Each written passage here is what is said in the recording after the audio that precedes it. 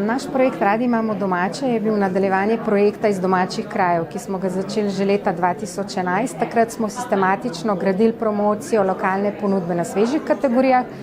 Za nadgradnjo projekt Radi imamo domače smo šli pa tudi na kategorije druge suhe pakirane hrane, tako da smo v bistvu še razširili ta del promocije lokalnega pri slovenskih izdelkih. Tako da danes združujemo v tej ponudbi že več kot 1000 izdelkov, imamo več kot 100 direktnih domačih malih lokalnih pridelovalcev pa več kot 20 zadrug. Predvsem gre tukaj za kakovost, za to, da je hrana varna, da pač ustreza vsem standardom, kakšnih drugih omejitev pa ni.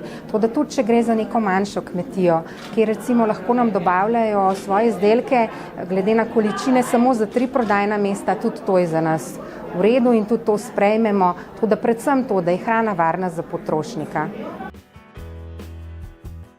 Gregormani smo z akcijo Radi imamo domače zelo zadovoljni.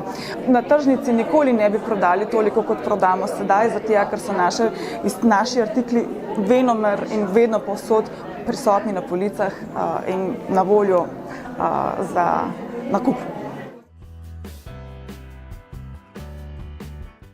Kupci so pravzaprav tako na nek način odprti do slovenske lokalne ponudbe, je pa res, da niso pripravljeni plačati kar vsako ceno za to ponudbe.